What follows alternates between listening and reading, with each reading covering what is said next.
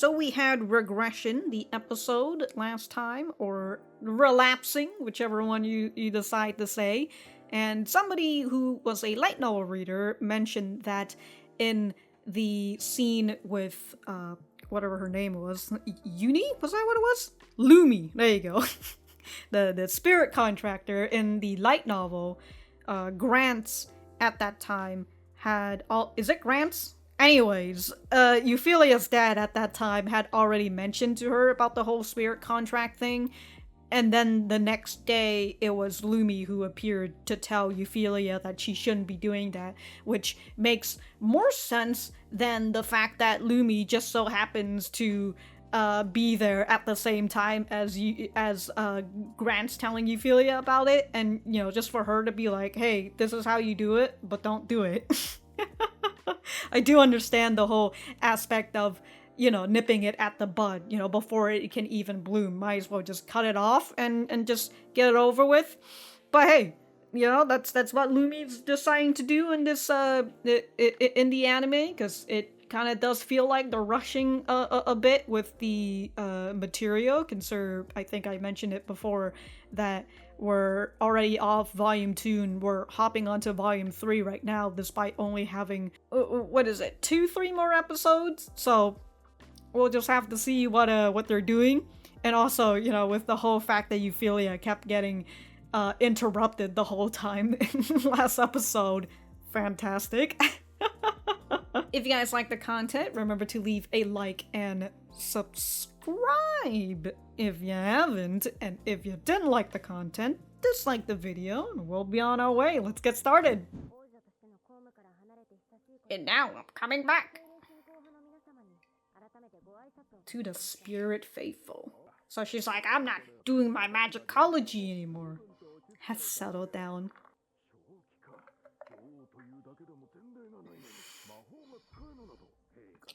Can y'all fucking whisper any louder?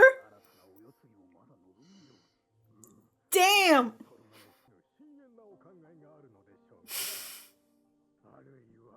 Either that. I mean, they're not even trying to hide it at this point, We don't like you. Or you can always just hang them. I'm just saying, you could always finish what Algard started.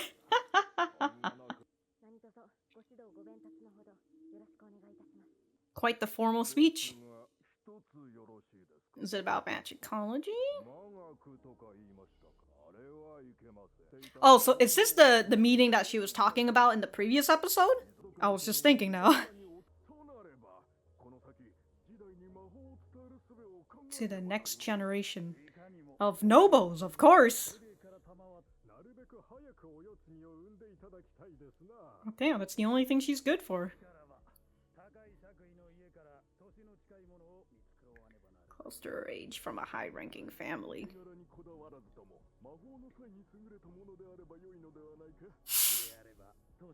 About...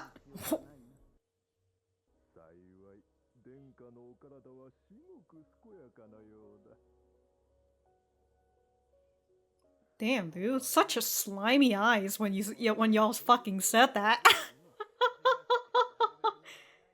We need to get you boned right now. You know what? Understandable. Well, how long can you say that until you throw up all over the fucking floor, not the sink? Okay, so at least we now know that, her getting rid of the magicology, and then, after her talking about this, and then going in, and then Tilty seeing her face, like, yo, dog, what's up with that face? Stupid! What if Euphilia's like, alright, if you want to let me take the spirit contract shit, right? I'll just marry Anise. We'll make science babies.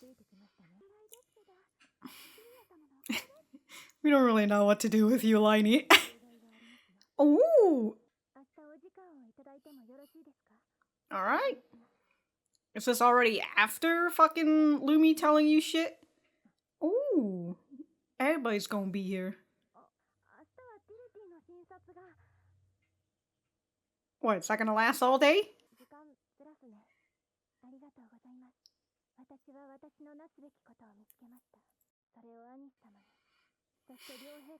Damn, dude, everybody's going to be here. Your parents too? Goddamn!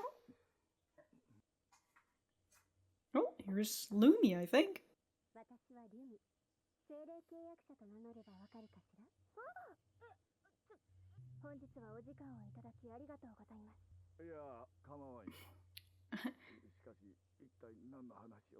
His stomach.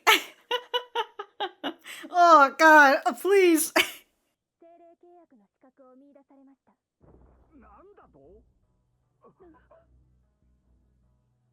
If you need me, I'm gonna continue looking at my nails. And will to do it. Okay. Truth of what spirit contractors are. So this is after the talk? So she is like living like the immortal life.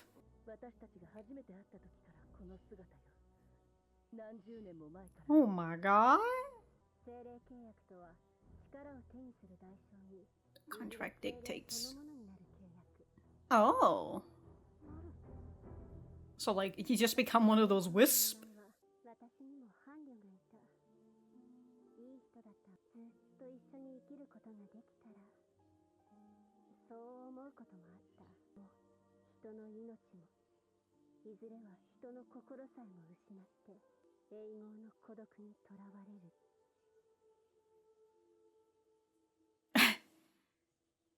Because she's a spirit, she's transparent? Well, sucks to suck.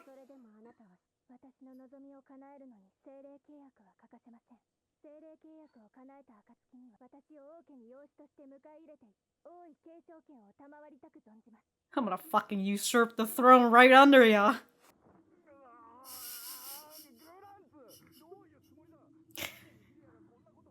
Don't ask me, my daughter's she does whatever she wants.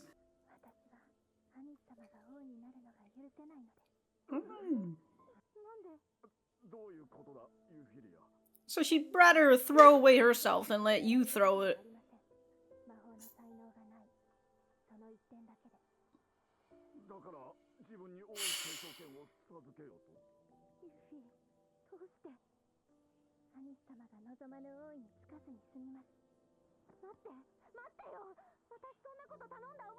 Yeah, well, nobody... I mean, oh, okay, I just got...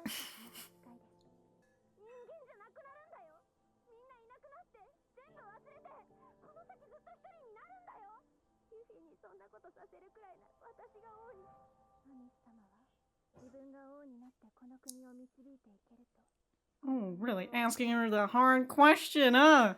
You really think you can lead this fucking country?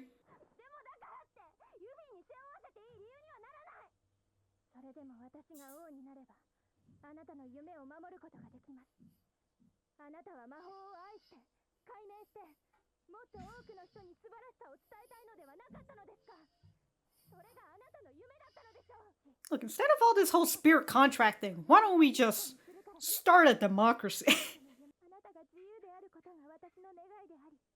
My hope and wish. Alright.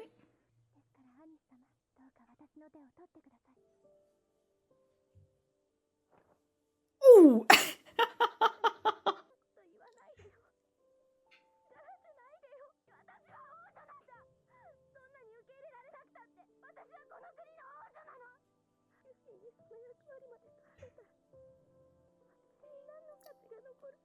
You know, I was just thinking, I'm like, were those gray clouds outside this city? It's raining again. Here's the princess just in town, fucking crying in a fucking corner. Oh, it's Tilty. You're coming to my house. We're getting that medical exam after all. Is that in a science?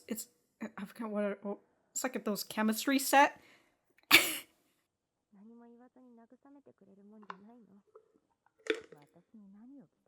Tilty does aggressive therapy. She's not here for comfort. Of course.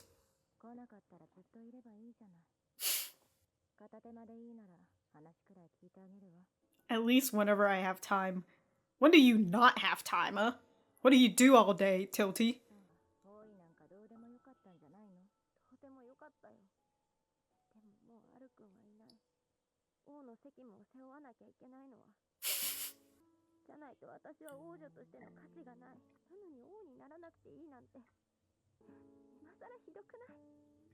You have value in your magicology, man.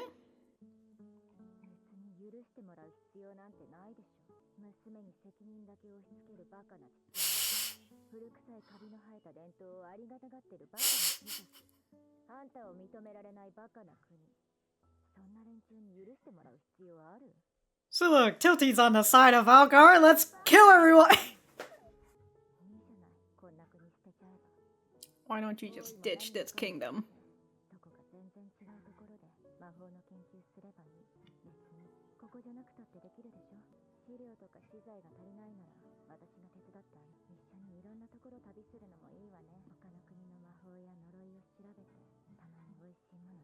Damn, traveling with Tilty?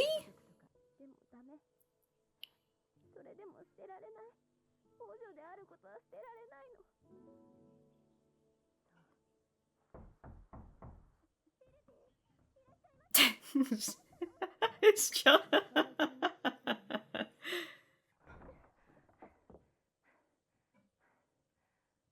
Damn, dude, she's soaked.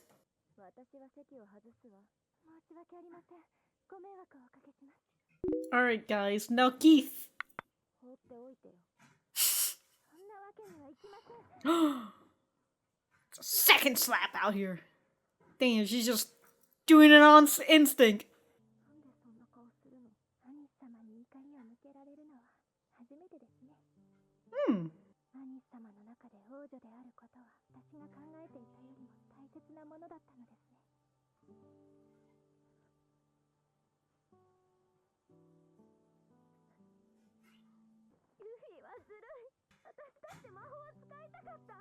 Hmm. That express envy that she has.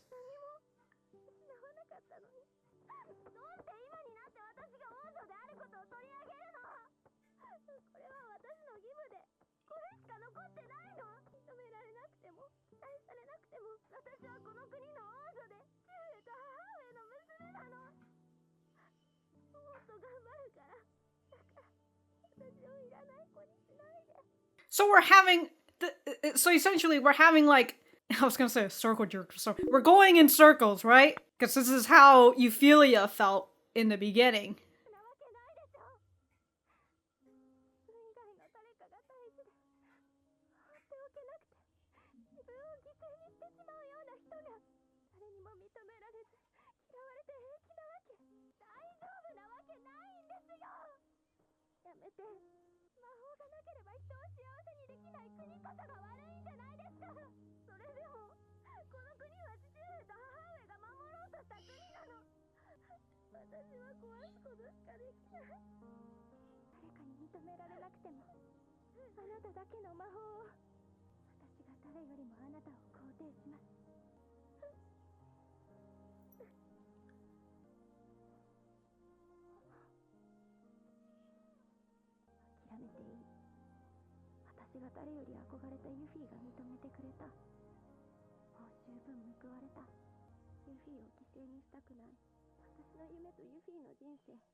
My dream can't even begin to compare to your life. How about we work together and not do this whole spirit? Oh my, you guys are gonna do it.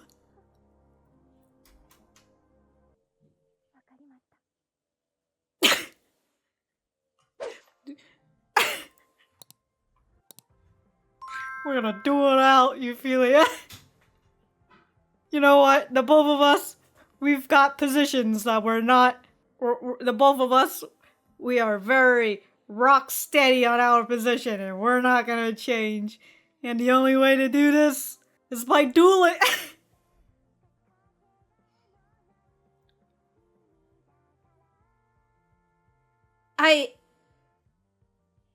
So that's like Anise just continuously looking out into the abyss, and Euphilia's out here walking towards her. Their magical revolution. Oh my god. Okay. Okay, we're gonna go back to the center. Alright, so that was episode 11 of the magical revolution of the reincarnated princess and the genius young lady. Let me know what you guys think about it in the comments down below. You know that I always like talking to you guys. For me, I thought that this was... It was an episode, that's for sure, and I don't know, if just for anybody who, I don't know, would feel a little upset that I didn't feel what the episode was trying to make me feel. Yeah. There was a lot of sad pianos in here. You know, we've got the rain and everything. We've got Anise breaking apart and finally admitting her how she would feel worthless in front of her parents. You know, the person that she's been trying to... the people that she's been trying to keep headstrong this whole time. And as I mentioned, where it kind of feels like it is going in circle, where we've had Euphilia in the beginning, who feels worthless because of her dream had been broken away. And now here's Anise, who doesn't want to feel that feeling of worthlessness. You know, she's scared of feeling it because... according to her only worth is as a princess, and if Euphilia is gonna take that away from her, she's going to be worthless, and what the fuck is she going to do now, you know? And somehow the whole sense of magicology kind of just got tossed out the window, I guess. Before I even talk about the whole speech that Anise was having, you know, her talk with Euphilia and everything, I just wanted to have that talk about the spirit contract, which, you know, which I was assuming that this was going to be an immortality thing, just because of what Graham said, like, you haven't aged since last time I saw you. So, like, that's the horrible thing about becoming a spirit contractor, which, you know, the whole point of immortality is a very scary thing, which I always enjoy. That's one of my favorite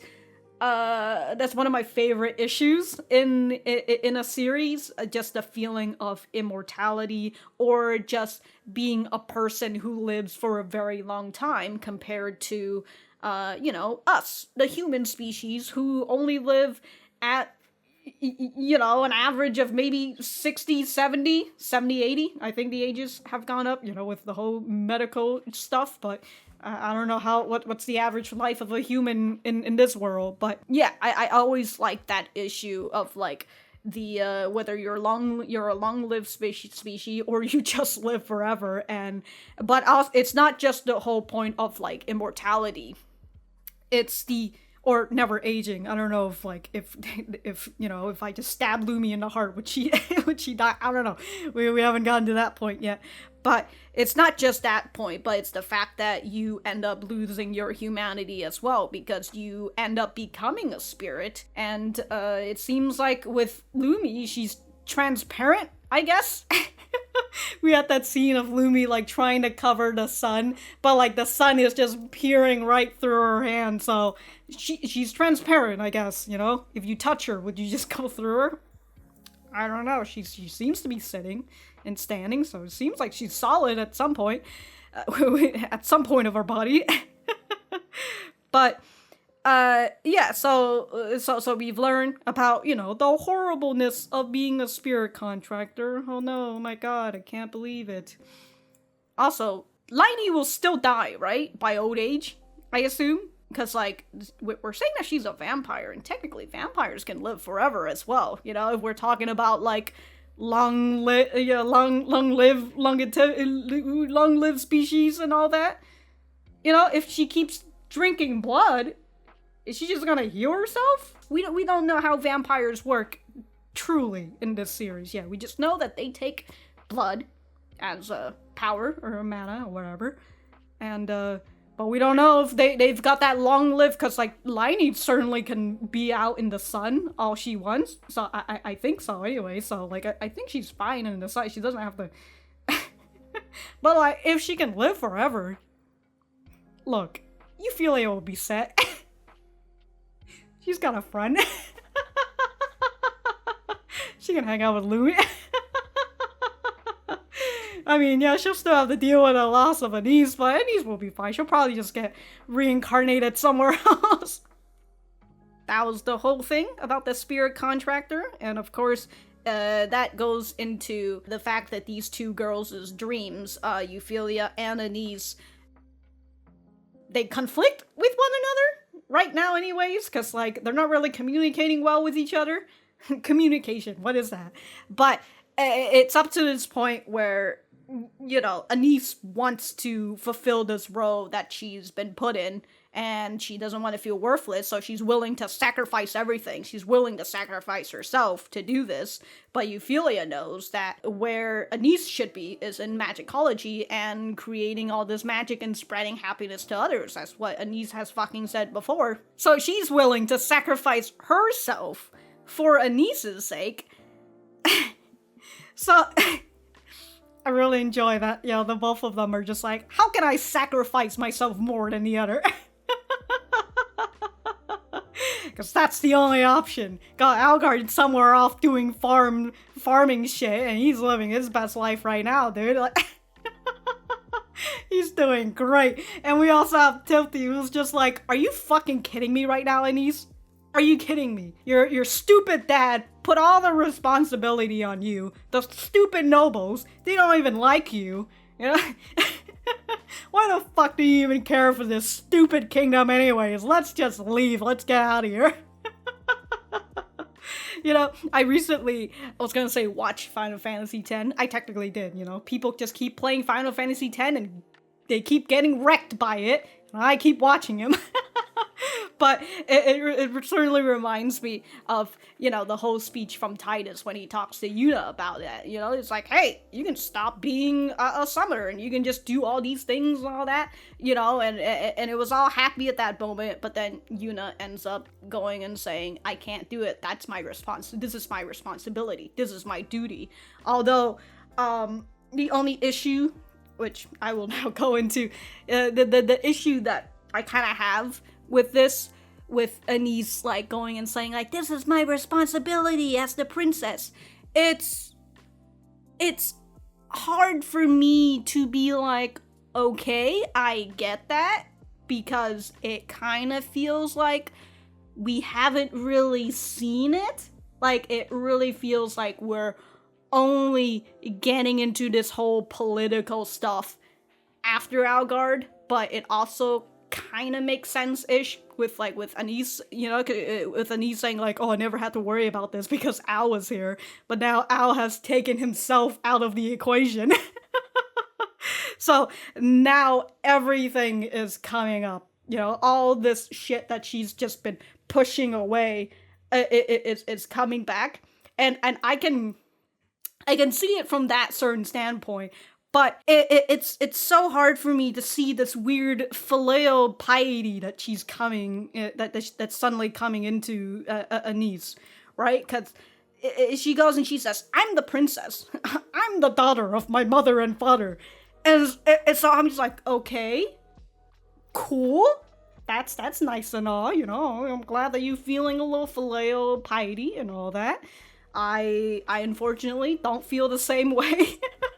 So I can't really relate all that much, but again, it's hard for me to attach that whole filial piety to the Anise that we known before this whole situation was happening, because all the way before that, and of course, you could always say that was Anise with her mask on, you know, and kind of like what we saw, you know, Anise mask off is her worrying about her losing her worth in the world. It's a little hard for me to connect that to the previous Anise that we know, who seemed to had a lot of fun creating her magicology, despite the talks against it and all that. But again, just going back to the fact that it could be that she was just putting on that mask this whole time, and also because Algard was going to be the person who takes over this for her, because essentially she kind of pushed that whole responsibility onto him,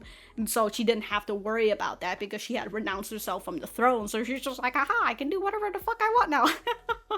Good shit, you know? And so, because like that's kind of like the person that we've been seeing of Anise, it was hard. It's hard for me to just be like, wow, that's sad, you know, this whole thing that's going through with you right now, Anise, that's real sad, you know? I don't know how people are feeling about it right now, and especially, you know, with other reactors and all that, and how they feel about this particular scene, whether they're taken in by the emotions and all that, but all I can think of at this point was just, she's just like going, I have no worth, and my only worth is a princess.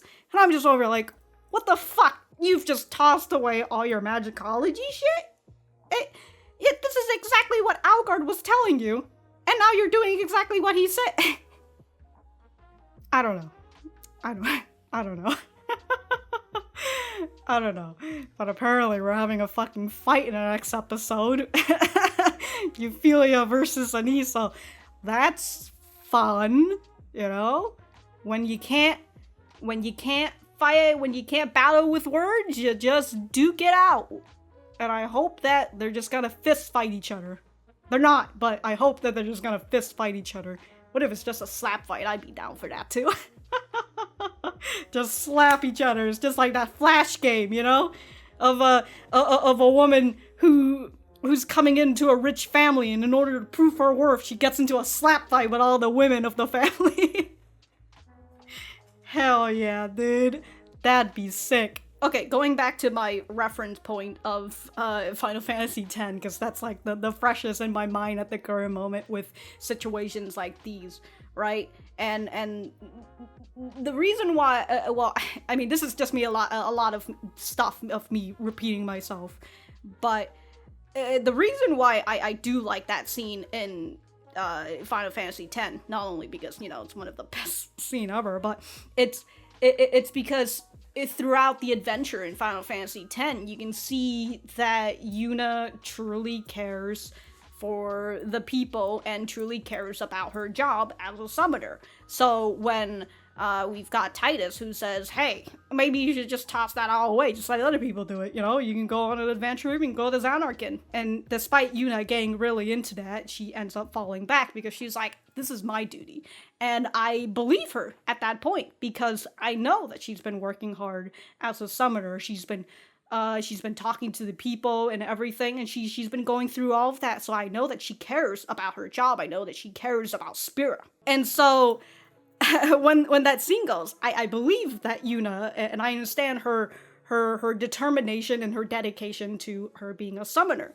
And with Anise, it's really hard for me to be able to connect to that because they don't give me a lot of material to latch onto, because it's only been recent that they showcase that Anise hangs out with the commoners, you know, even though I feel like, I don't know, but it's like, it really does feel recently that like, oh yeah, she comes to the town very often, and a lot of people love her, you know, she hangs out, she's doing a lot of great stuff around here, you know. I just kind of wish that we see that a little bit earlier, just so I have more materials to cling onto to make me think about like, oh yeah, she really cares about the kingdom. But we kind of don't, because like when we really started and everything, right, we've been putting a little bit more focus, especially in the beginning with Euphilia. So we were really getting Euphilia's side of the story, and we were just really seeing Anise through Euphilia's viewpoint. And after that, we kind of got. After that, we've got Liney next. I think that's what it was, right? We got right into Liney, and well, actually no, we got into the whole dragon fight stuff, the whole dragon fight, and then after that, we got right into Liney and Tilty and all that, you know, and we were going into her story just a tad bit, you know, learning about her vampirism and all that. And then we got Algard coming in with his fucking problems. it's kind of like I like that they were focusing on all these other characters, and we just kind of had Anise here and there. But now that we're getting into the problem of Anise's problem, again, it's hard for me to latch onto because I feel like I don't really have a lot of material on her, because from what we know about Anise is that she loves magicology. And she wants to bring happiness to others. And I guess that's one thing that you could be like, oh yeah, she cares about people because she wants to bring happiness through magic. But other than that, we know that she wants to get magic at some point. Yeah, and that's what she did with the whole dragon tattoo stuff. Okay, with the with Liney and with Algard, right? I feel like they've set them up a little bit more, because we got a little bit of Liney, and like with them doing the investigation between Liney and Algard, I feel like we've kind of had the setup between Liney and Algard a little bit better than, not a little bit better, but better than Anise right now. And that's, it's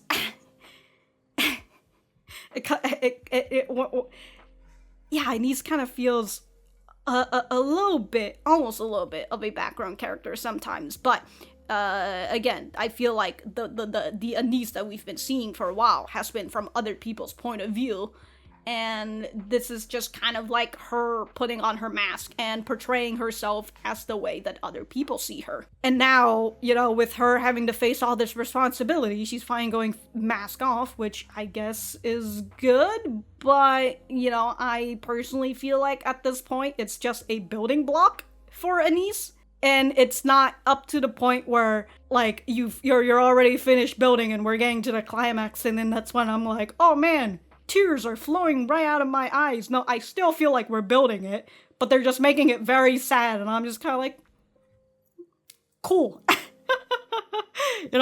Awesome. That's the tad bit of issue that I have. Feel free to let me know what you thought about it, and let me know what other reactors are thinking about it, because for sure that I'm not watching other people's reactions of the series. I rarely watch reactions of series that I've reacted to. I just don't. It's not my thing. There are like some rare stuff, like Iruma, of course, but yeah, just let me know what other people were thinking about it, and let me know what you thought about this one as well. And I don't know where else I wanted to talk about, but if I have anything else to say, I will write it in the description down below. Thank you guys for sticking around, and I will see you guys in the next episode.